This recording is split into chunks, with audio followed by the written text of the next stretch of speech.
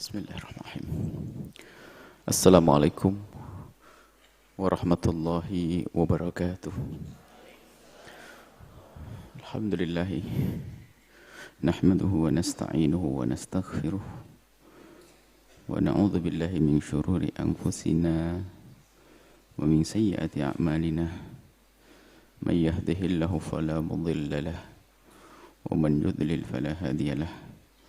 وأشهد أن لا إله إلا الله وحده لا شريك له وأشهد أن سيدنا محمدا عبده ورسوله اللهم صل وسلم على حبيبنا سيدنا محمد وعلى آله وأصحابه وتابعين لهم بإحسان إلى يوم الدين اللهم يا ربنا إنا نسألك علما نافعا ونعوذ بك يا ربنا من علم لا ينفع وعمل لا يرفع قلب لا يخشع وعين لا تدمع ونفس لا تشبع إنك أنت على كل شيء قدير اللهم يا ربنا أعنا يا ربنا في هذا الشهر الكريم على الصيام والقيام واخسرنا يا ربنا يوم القيامة مع زمرة حبيبك سيدنا محمد وتحت لوائه وارزقنا يا ربنا التوبة قبل الموت والشهادة عند الموت والجنة بعد الموت أما بعد.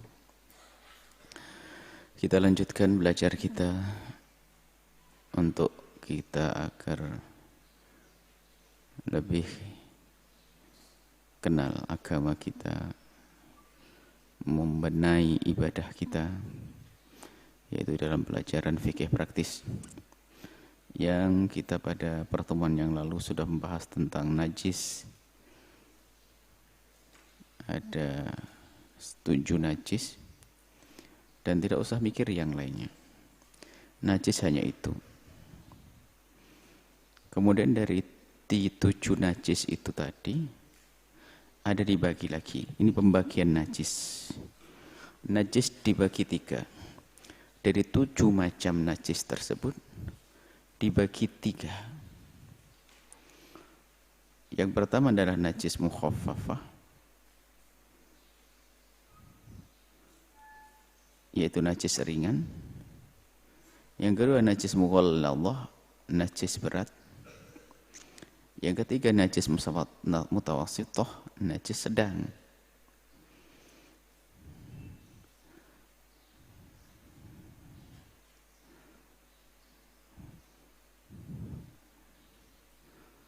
Yang mau ikut mengedit juga dan menaik, tolong ditulis ditambah. Pembagian ini tujuannya adalah untuk mengetahui bagaimana cara mensucikannya. Hanya untuk mengetahui cara mensucikannya saja. Adapun hukumnya najis sama. Apakah najis mukhaffafah, mughalladhah, mutawassithah, kalau kena baju sholatnya sama, tetap hasil enggak sah. Enggak sahnya sama, bukan dosanya yang mughalladhah lebih gede dari yang mukhaffafah, enggak sama. Selagi sholatnya tidak sah karena mukhaffafah, sama dosanya tidak sah karena mughalladhah. Jadi itu hanya pembagian itu hanya untuk membedakan cara mensucikannya saja. Bukan berkenaan dengan hasil hukumnya. Hukumnya sama. Najis mukhaffafah terkena baju, najis, pakai sholat enggak sah. Mutawassithah sama, mughalladhah sama. Keterangannya ya di sini. Yang sudah megang bukunya belum keluar. Najis mukhaffafah adalah jika terpenuhi 3 syarat berikut ini. Najis mukhaffafah, najis ringan, terpenuhi 3 syarat berikut ini, maka cara mensucikannya adalah ada sendiri. Yang pertama adalah kencing anak laki-laki. Kencing anak perempuan enggak masuk mukhaffafah. Kencing anak laki-laki. Anak laki-laki saja. Umurnya belum mencapai 2 tahun. Anak laki-laki yang umurnya belum mencapai 2 tahun. Yang ketiga, sang bayi, sang anak belum makan kecuali air susu ibu. Kalau sudah ada kencing, ada seperti ini, terpenuhi syarat ini, maka najis itu disebut sebagai najis mukhaffafah.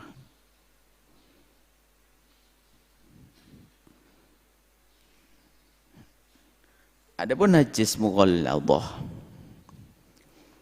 Najis mughalladah, urutannya kita buat seperti itu. Tidak seperti urutan-urutan yang dipelajari di kitab fikih yang lainnya. Sengaja mughalladah kita dahulukan setelah mukhaffafah. Kalau najis mughalladah adalah najis berat, adalah najisnya anjing dan keturunannya, dan najis babi dan keturunannya. Najis anjing dan keturunannya, najis babi dan keturunannya.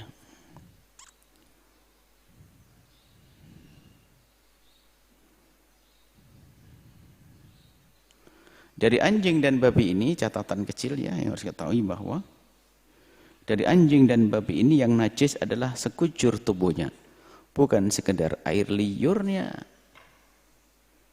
seperti dikatakan sebagian ulama. Tapi menurut madhab kita yang dikukuhkan adalah sekujur tubuh anjing dan babi adalah najis.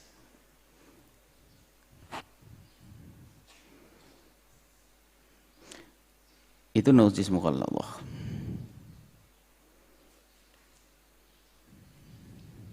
Najis mukhaffafah, najis mutawassithah yang sedang adalah najis selain najis mukhaffafah dan mughalladah, namanya mutawassithah.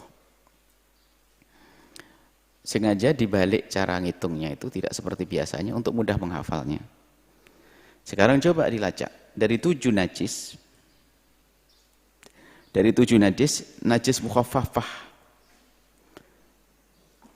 Masih ingat? Salah satu najis adalah sesuatu yang keluar dari jalur depan dan jalur belakang. Baik.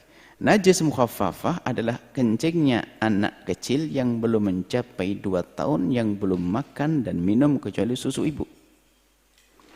Berarti ini masuk di mana?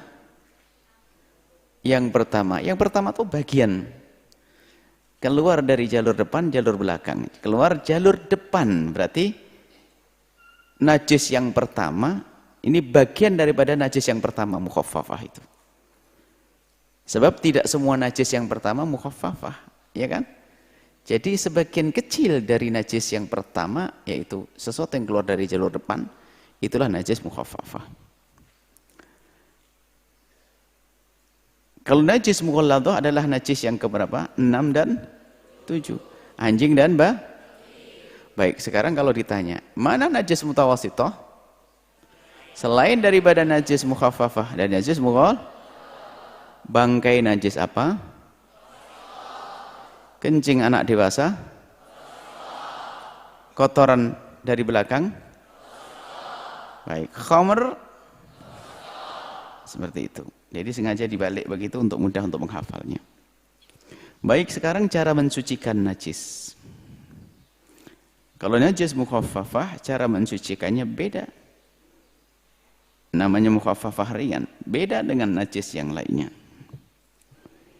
Cara mensucikan najis mukhaffafah adalah tidak harus membasuh sesuatu yang terkena najis. Enggak.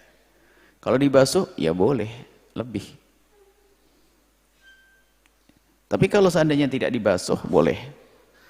Akan tapi bisa disucikan cukup dengan memercikkan air hingga merata ke tempat yang terkena najis mukhaffafah. Ada najis yang berada di pangkuan seorang ibu. Anak kecilnya pipis. Terasa. Atau di sarung bapaknya. Maka jika tidak berkehendak atau tidak ingin untuk menggantinya dalam sholat, maka dia harus mencari air yang suci dan mensucikannya. Ia ambil dengan pucuk jemarinya, ujung jemarinya dibasahi, dipercikkan terus. Dipercikkan begini sampai basahnya merata, itu sudah dianggap suci. Itu hanya masalah cara mensucikannya saja. Adapun masalah hukum najisnya sama, bikin sholat tidak sah. Atau merusak airnya sama, contoh. Sarung yang terkena najis mukhaffafah, kemudian jatuh di air yang kurang dari 2 kolah, apa hukum airnya? Langsung najis, sama, nggak ada beda. Ini hanya cara mensucikannya.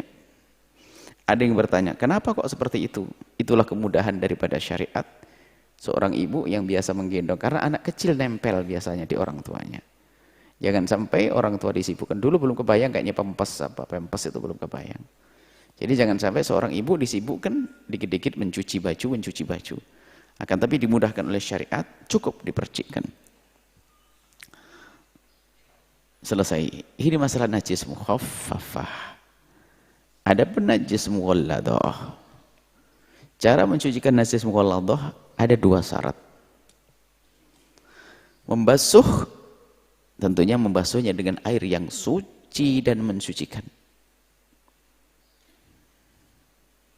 Dengan 7 kali basuhan.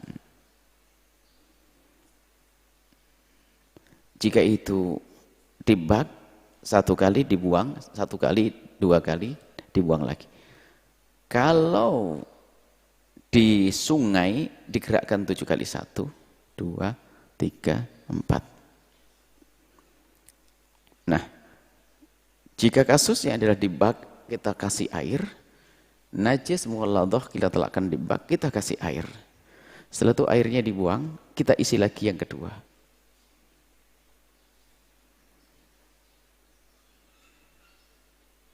Kalau di keran, ya sudah, misalnya ada sapu tangan, gambar, kopiah jatuh. Karena sudah lama tidak dicuci, menarik baunya bagi anjing, digigit sama anjing. Najis mughalladah. Baik, bagaimana cara mencucikannya? 7 kali basuhan. Kalau di keran bagaimana? Cukup di keran. Di keran dikira-kira sambil digosok ini 1, 2, 3, 4, 5, 6, 7. Cuman ingat, salah satu dari 7 ini dicampur dengan debu. Akhirnya 1, 2, 3, 4, 5. Misalnya 1 keran, 2, 3, 4, 5. Baru setelah itu ambil gayung, kasih air, dikasih debu. Tidak harus debu banyak-banyak. Sesendok teh atau seujung sendok teh. Yang penting debu syarat. Dimasukkan ke air tersebut. Debu apa ini? Debu yang bisa dipakai tayamum. Setelah itu debu dimasukkan ke air, airnya diguyurkan ke sapu tangan kita tadi. 6. Baru setelah itu diguyur lagi dengan air yang 1 lagi dari keran. 7. Yang jelas satunya harus dengan debu. Dengan air yang berdebu. Dan sunnahnya air yang berdebu itu jangan diletakkan di basuhan terakhir. Sebab kalau diletakkan di basuhan yang terakhir, bajumu berdebu. Kan gitu. Maka sunnahnya dengan di basuhan yang terakhir. Boleh basuhan pertama, kedua, dan ketiga.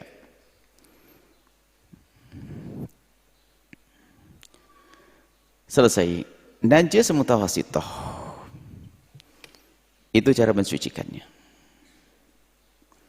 Kalau najis mutawassithah, najis tengah-tengah, cara mensucikan najis mutawassithah adalah dengan mengguyurkan air ke seluruh wilayah yang terkena najis hingga sifat-sifat najisnya hilang.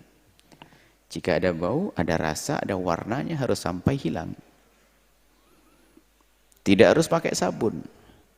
Sabun adalah untuk membantu, mungkin terlalu kuat, lengket, maka dibantu dengan sabun.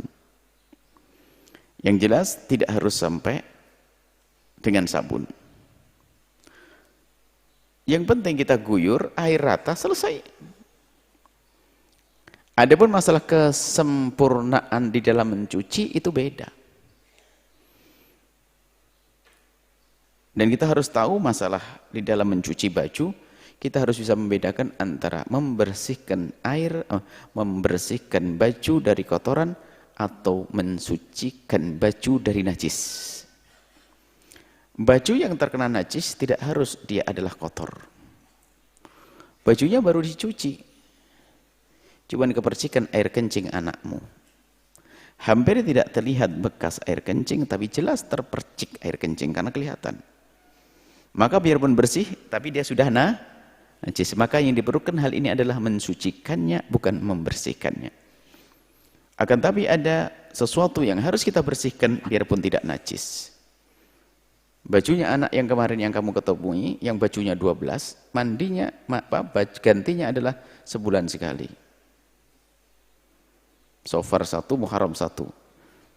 Bajunya banyak 12, cuman makainya sebulan satu. Di akhir bulan warnanya kayak apa?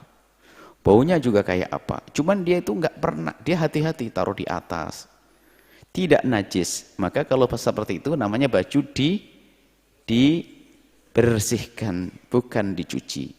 Cuman bahasa kita itu membersihkan baju pun bahasanya mencuci baju.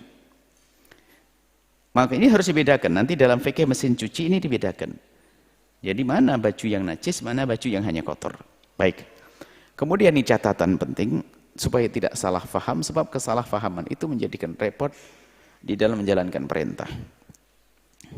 Di dalam membasuh benda yang terkena najis mutawasitoh, di dalam membasuhnya tidak harus dengan 3 kali basuhan atau kuyuran. Tidak harus dengan 3 kali. Sekali asalkan sudah merata cukup. Ya. Kemudian ini catatannya belum ditambah bagi yang edit. Catatannya. Catatan yang kedua. Jika mencucinya di bak, maka bak atau timba, maka bak dan timba tidak harus penuh dan tumpah airnya.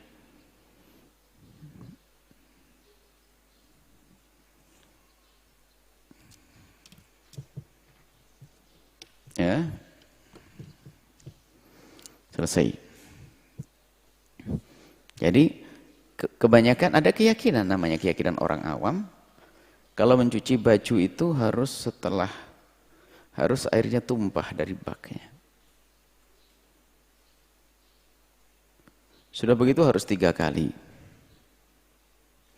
Sudah begitu dia lagi hamil tua,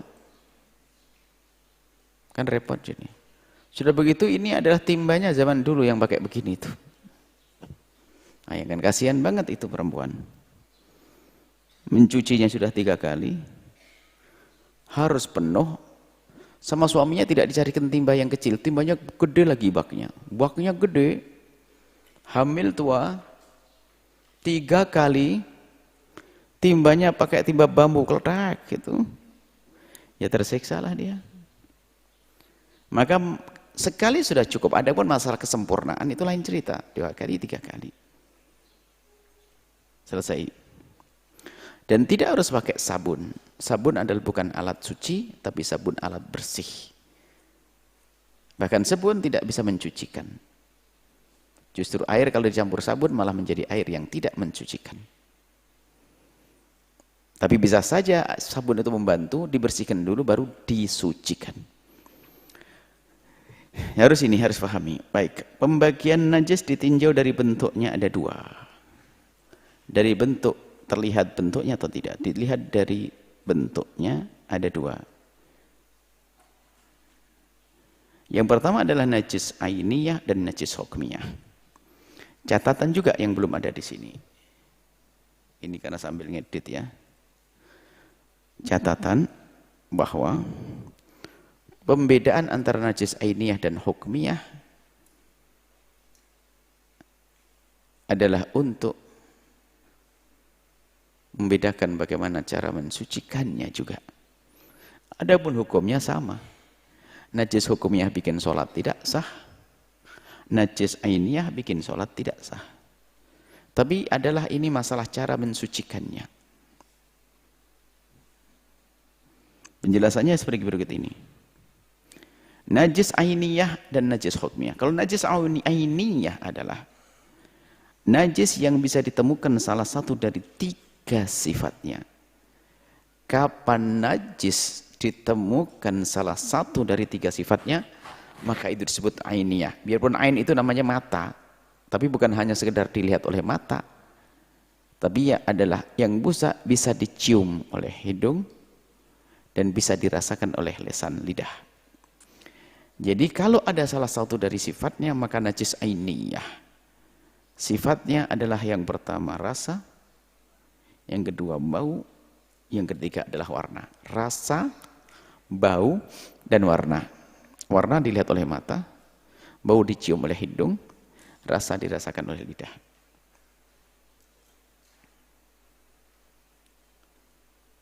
Ini najis ainiyah. Kalau ada najis di bajumu yang tidak terlihat oleh matamu, kau berusaha untuk menciumnya juga enggak ada, dirasakan juga enggak ada, maka najisnya namanya apa? Hukmiyah.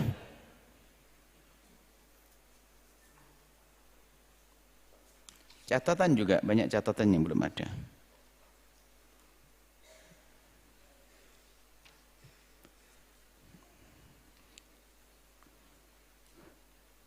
Dalam masalah rasa, catatan untuk ini najis ainiyah, catatan. Untuk mengetahui rasa,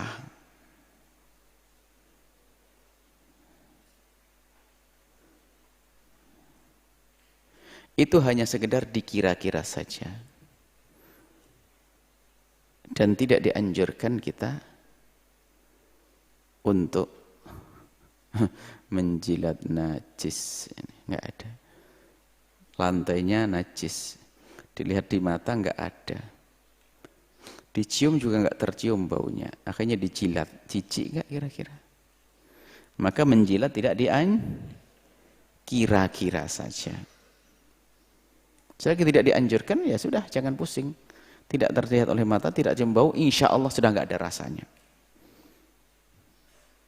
Apalagi kita tidak tahu rasanya itu kayak apa. Gimana rasanya kencing?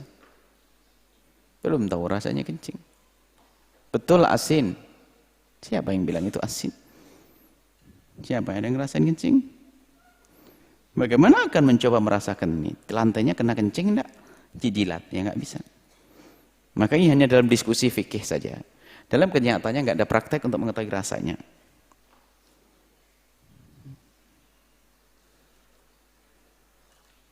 Ya, seperti itu. Itu najis ainiyah yang bisa terlihat mata, tercium baunya, atau terasakan rasanya oleh lidah. Baik, cara mencucikan najis ainiyah adalah menghilangkan bentuk fisik najis sehingga hilang sifat-sifatnya. Jadi yang harus dihilangkan kalau najis ainiyah, ya sifat najis yang disebut tadi harus tidak ada.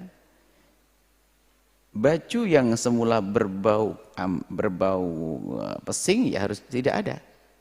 Artinya sifat yang selama ini dinyatakan sebagai sifat najis harus tidak ada. Contoh yaitu di lantai yang dikencingi oleh anak kita. Terlihat di lantai tersebut atau bajulah. Ainiyah, bagaimana bukan ainiyah? Warnanya kuning kelihatan atau kena empuk.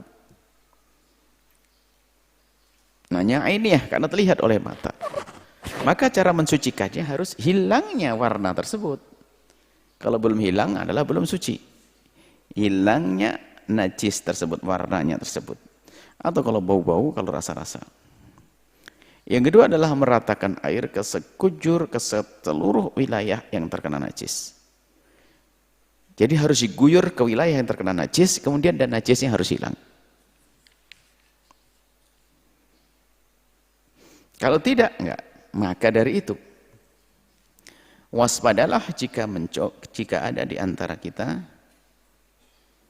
mencuci lantai yang terkena kotoran ayam. Diguyur kotoran ayamnya. Bukan hilang, akan tapi hanya pindah tempat. Ikut air ke ujung sana, sana. Berarti kalau seandainya dia bisa tertawa, dia akan berkata, Aku senang bisa kemana-mana.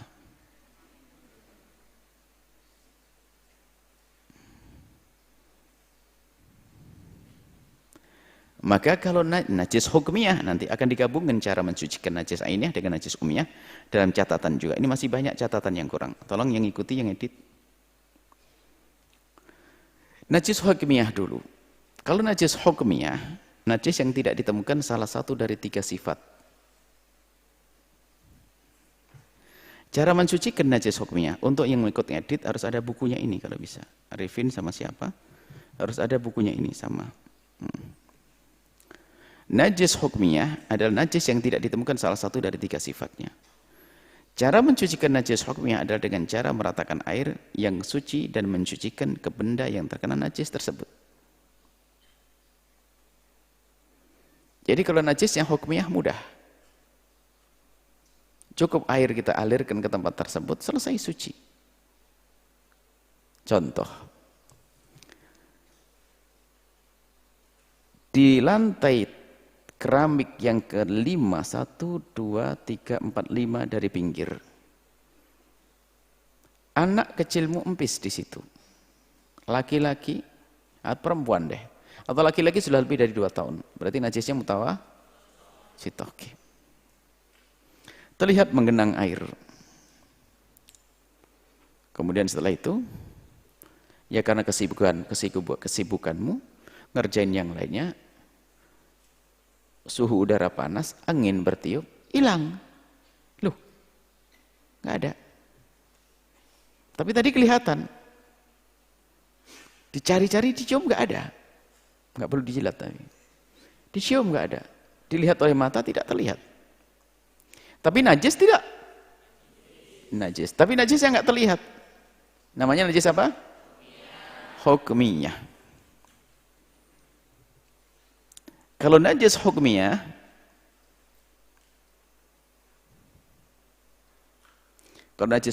cara mensucikannya sederhana.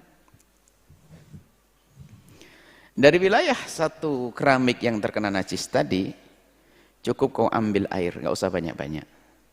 Yang sekiranya air bisa merata ke tempat tersebut, bukan dipercikkan. Kalau percikkan najis mukhaffafah, ya kan? Ambil segelas air, kamu tuangkan. Kalau sudah menggenang, kamu ratain. Sudah, dilanjutkan ratakan dengan tanganmu, genangannya sampai ke seluruh wilayah yang terkena najis. Sudah suci. Biarpun tidak pakai guyuran, karena najisnya dan airnya pun airnya suci. Boleh kamu minum. Jorok tapi. Airnya suci. Nah, inilah cara mensucikan itu. Maka dari itu, jika kita menemukan najis ainiyah, empuk ayam, atau yang lainnya yang berwarna di tempat-tempat yang susah bagi kita untuk mensucikan seluruhnya. Anggap saja di lantai seperti ini, di tehel yang 1, 2, 3, 4, 5, 7, ada empuk ayamnya. Empuk ayam ainiyah atau hukmiyah? Kelihatan bentuknya begitu, menggunung begitu. Lalu bagaimana? Jadikanlah hukmiyah terlebih dahulu. Kalau sebelum dijadikan hukmiyah, repot mencucikannya. Air yang kita guyurkan pun akan menjadi berubah karena najisnya tersebut. Caranya apa? Ambil sesuatu tisu. Setelah ambil tisu, dibuang, dibersihkan. Di mana dibuang di mana? Di tempat sampah. Setelah itu, mungkin karena kering amat, boleh kamu kerok dengan tisu basah. Tapi ingat, tisu basah bukan mensucikannya. Basah hanya akan memindah, tisu basah hanya untuk melenturkan sisa-sisa empuk ayam yang kering agar lentur kemudian sampai bersih. Kalau tidak basah, alat pel yang basah dibersihkan sampai bersih. Tapi ingat, alat pelnya cuci nanti di tempat. Setelah ini ternyata bersih, sudah warna empuk ayamnya sudah tidak ada. Warna empuk ayamnya tidak ada. Ditinggalkan sesaat, didiamkan sesaat. Setelah mengering, kelihatan tidak najisnya? Tidak terlihat oleh mata. Tercium juga tidak ada. Maka najisnya jadi najis apa? hukmiyah, maka baru kau guyur air, selesai.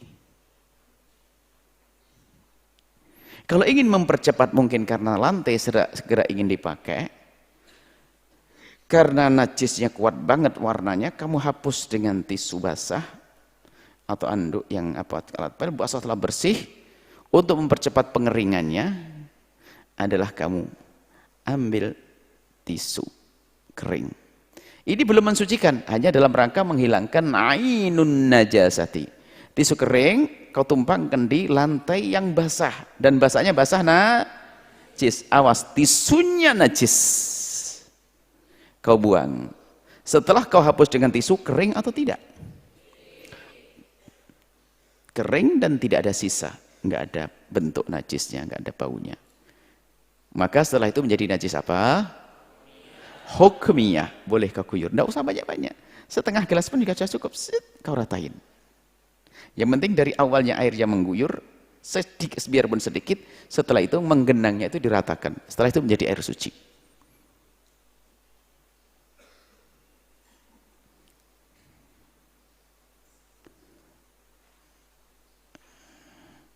Najis akan pindah dengan bebasahan. Makanya santri ngantuk suruh ngepel. Ada najis hukmiyah sekalipun di lantai nomor 7. Di keramik nomor 7. Santrinya waktu belajar tidur kayak itu, tidur tuh. Bangun salah dia. Makanya jangan tidur. Tak-taunya Pak, ambil alat pel. Alat pelnya suci mensucikan. Bukan suci mensucikan, suci. Air tolong baru alat pelnya. Dikasih air. Akhirnya Pak, yang kena najis tadi langsung dipel. Sret. Apa yang terjadi? Najis akan kemana-mana. Dan ini yang banyak terjadi. Tidak diperhatikan alat pelnya. Alat pelnya memang suci. Tapi kalau sudah terkena najis, alat pel basah atau tidak? Basah. Kalau basah bertemu najis, memindah najis.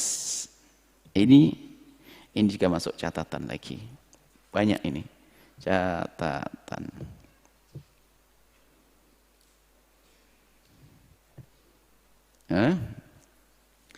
Cara mencucikan najis hukmiyah. Ini sudah ada contohnya. Jika keramik nomor 8 terkena najis hukmiyah, cukup kita guyur air 1 gelas ke keramik nomor 8 dan diratakan. Selesai. Nggak usah susah.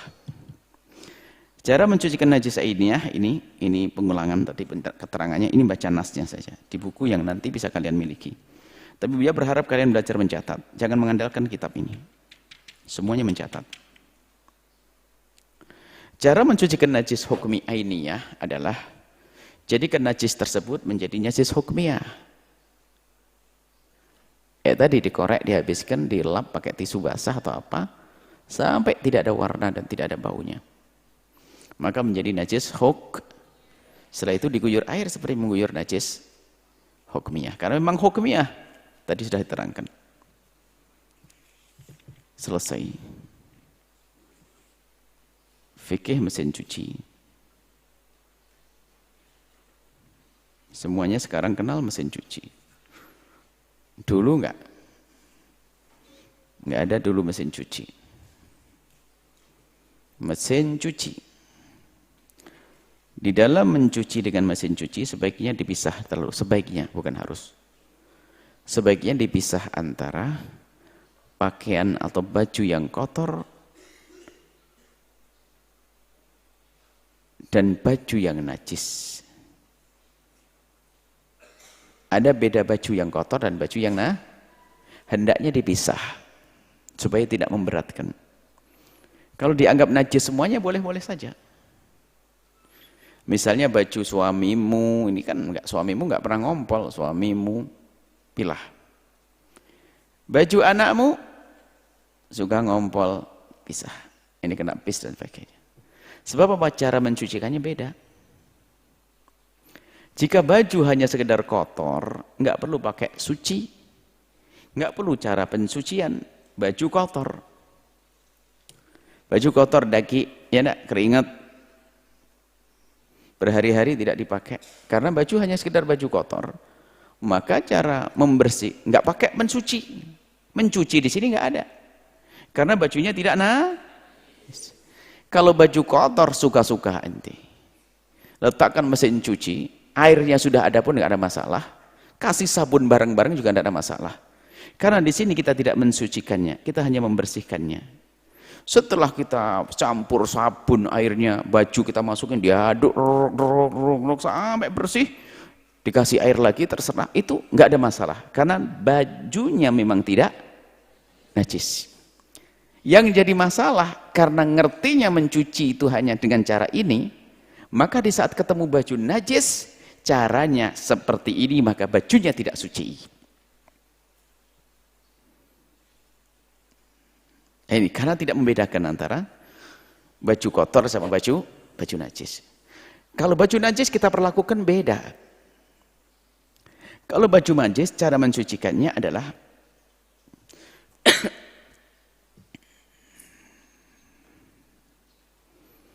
kita masih ingat air sedikit kalau kejatuhan najis akan menjadi air sedikit kalau kejatuhan najis akan jadi najis. Dan kita tahu air sedikit adalah air yang kurang dari 2 kullah atau 216 liter. Mesin cuci paling 100 liter atau 150 liter. Sedikit atau banyak? Baik. Karena kamu terlalu sibuk, anaknya kembar 3, 6 kali. Banyak anaknya, sana di mana-mana ada anaknya. Sehingga mau mencucinya agak kerepotan. Sehingga keran dinyalain, pasang selang, dimasukkan ke mesin cuci. Airnya ada di situ. Airnya masuk ke mesin cuci. Setelah airnya selesai, baru kamu ngambil baju anakmu yang kena empis. Setelah itu bajunya kamu masukkan mesin cuci. Apa yang terjadi? Air sedikit kemasukan najis menjadi air apa? Air najis atau bahasa Arabnya mutanajis. Kan? Bahaya kan? Dan ini yang terjadi banyak. Yang terjadi banyak ya seperti ini. Lalu bagaimana cara yang benar? Cara yang benar adalah baju yang terkena najis masukkan ke dalam mesin cuci. Setelah baju dimasukkan ke dalam mesin cuci, buka kerannya, alirkan air. Sampai diperkirakan bahwasanya airnya sudah menenggelamkan seluruh bagian baju yang dicucikan. Sudah menenggelamkan air yang disucikan. Maka digerakkan mesin cuci. Cukup meyakinkan kalau air sudah rata, digerakkan, sudah. Boleh setelah itu air kamu buang. Kamu buang, dibuka dari belakang. Kalau berat. Atau baju diangkat. Setelah diangkat, dilihat airnya. Kalau airnya tidak berubah, tidak bertambah, maka air apa itu namanya? Musta'mal, mensucikan. Kan ada 5 cara. Airnya terpisah, benar terpisah? Airnya sedikit. Airnya didatang, tidak berubah waktu diangkat bajunya aman. Oh, masih. Selagi airnya masih aman, berarti air suci tapi tidak. Tapi baju yang diangkat sudah suci. Tinggal kau ceburin kembali, kau kasih sabun suka-suka. Yang pertama dibuang caranya. Atau kalau tidak dibuang, diangkat. Atau ternyata memang bajunya bersih semuanya, no problem, nggak ada masalah. Maka tidak perlu diangkat dan tidak perlu dibuang. Karena apa? Bajunya kering-kering, bersih-bersih, hanya najis saja. Najisnya tidak bakal merubah. Yakin tidak akan merubah. Maka nggak usah dibuang itu air. Yang penting sudah digoyangkan, berarti sudah terjadi pencucian. Setelah pencucian, beres. Setelah itu kamu tidak mencuci lagi, tinggal menyempurnakan, mengharumkan pakai sabun. Berarti setelah pakai sabun, suka-suka. Kamu bilas juga nggak ada masalah. Tidak juga nggak ada masalah. Karena apa? Urusannya sekarang bukan mencucikan lagi. Urusannya apa tadi? Membersihkan. Mencucikan sudah beres. Mencucikannya sudah beres.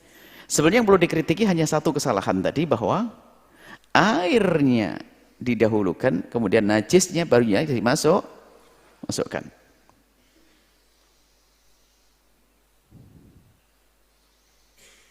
Selesai. Itu cara mencucikan di mesin cuci. Tidak susah, nggak memberatkan. Hanya bedanya itu saja. Bajunya diletakkan terlebih dahulu. Dan memang pemilahan antara baju najis dengan baju kotor itu harus ada. Membiasakan. Tapi kalau tidak dianggap semuanya najis, ya boleh. Dianggap semuanya najis, maka caranya kayak mencucikan najis. Dikasih air dulu, baru digoyang, baru selesai. Maka sudah tersucikan itu baju. Baru setelah itu tinggal membersihkannya dengan sabun.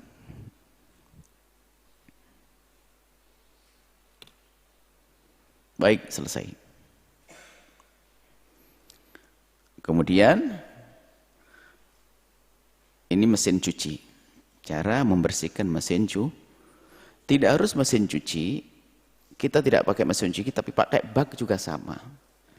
Mencuci di bak, hati-hati jangan sampai air terlebih dahulu. Kemudian baju yang terkena najis baru kita masukkan, karena itu akan merusak air. Tapi hendaknya baju diletakkan di bak dulu, baru kita guyur air di atasnya. Selagi sudah menggenang dan terbenam itu baju, maka sudah beres urusannya. Meratakan air ke seluruh wilayah yang terkena najis. Baik, pertemuan yang akan datang insya Allah kita akan membahas tentang jika ternyata najis-najis tersebut itu bandel, susah dihilangkan dengan sabun, nggak bisa, masih terlihat warnanya dan baunya, karena begitu kuat, bagaimana caranya? Insya Allah akan kita memasuki nanti kapan dimaafkan di saat kita sudah tidak bisa membersihkannya. Ada namanya haddut ta'assuri sama haddut ta'adzuri. Insya Allah pertemuan yang akan datang masih di seputar najis, insya Allah. Baik, ini saja, semoga Allah memberikan kepada kita ilmu yang bermanfaat. Mudahkan kita untuk mengamalkannya. Allah mensucikan dan membersihkan jasad kita dan hati kita dan amal kita. Dan semoga Allah menjadikan kita hamba yang saling mencintai karena Allah. Saling memaafkan. Saling memaafkan. Saling memaafkan. Allah mengampuni orang tua kita dan guru-guru kita. Anak-anak kita dijaga oleh Allah. Santri-santri dijaga semuanya. Keluarga dijaga oleh Allah. Panjang umur semuanya. Ilmu yang manfaat. Sehat, afiat. Berkat Sayyidina Muhammad. Al-Fatihah.